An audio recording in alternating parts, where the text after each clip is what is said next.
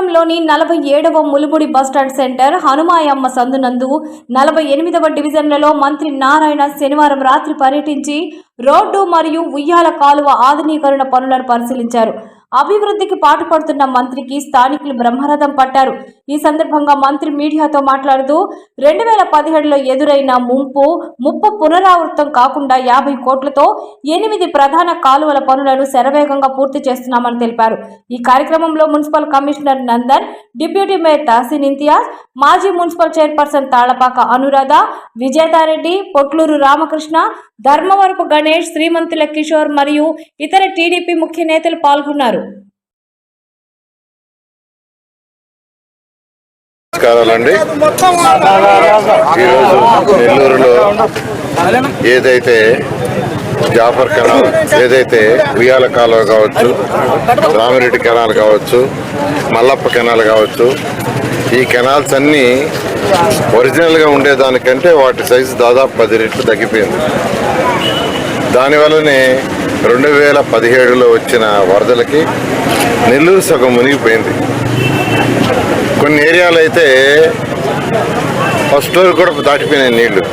గౌరవనీయ ముఖ్యమంత్రి గారు నారా చంద్రబాబు నాయుడు గారు ఆ రోజు నెల్లూరు వచ్చి 4 రోజులు పోలీస్ పెరడ్ గ్రౌండ్లో బస్సులో నిద్రపోయి అధికారులందరికీ ఆదేశిస్తే 4th డేకి నీళ్లు కొంత తగ్గినాయి. అటువంటి పరిస్థితి ఫ్యూచర్లో రాకూడదనే ఉద్దేశంతో 50 కోట్లతో నెల్లూరులో ఉన్న డ్రైన్స్ అన్నింటినీ ఒక స్టాండర్డ్గా 2 పక్కల కాంక్రీట్ వాల్ కట్టి పైన స్లాబ్ వేసే విధంగా, ఎందుకంటే నెల్లూరు మొత్తం అండర్ గ్రౌండ్ డ్రైనేజ్ అవుతుంది. ఈ అండర్ గ్రౌండ్ డ్రైనేజ్ మొత్తం అయ్యి ఈ కెనాల్స్ ఓపెన్గా ఉంటే మళ్ళీ దోమలు వస్తాయి. దోమలు రాకుండా అవ్వాలంటే ఇవి కూడా క్లోజ్ కావాలి. అలాంటి ఏర్పాటుతో 50 కోట్లతో బడ్జెట్లో పెట్టి శాంక్షన్ చేశారు. దాని మీద వర్క్లన్నీ టేకప్ చేశారు. అయితే అక్కడక్కడ ఆ యొక్క రోడ్డుని ఏదైతే డ్రైన్స్ కట్టేటప్పుడు ఎంక్రోచ్మెంట్స్ ఉండే తీయాల్సి వస్తుంది. దానికి ఇంతవరకు అందరూ సహకరించారు. వాళ్ళందరూ కూడా ప్రత్యేక ధన్యవాదాలు.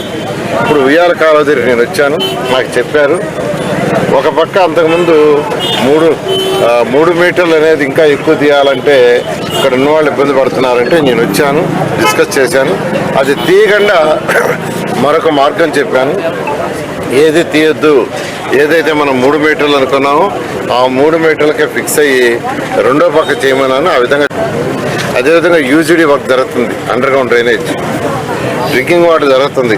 ఇవన్నీ కూడా జూన్ లోపల అయిపోతుంది ఆదేశించాను. నేను నెల్లూరు ప్రజలకు ఒకటే చెప్పేది, కొద్దిగా ఓపిక పట్టండి. ఖజానా ఇప్పుడిప్పుడే రాష్ట్ర ఖజానా కొద్దిగా కుదుట పడుతుంది. వీలైనంత తొందరలో అన్ని పనులు కంప్లీట్ చేస్తాం. Thank you.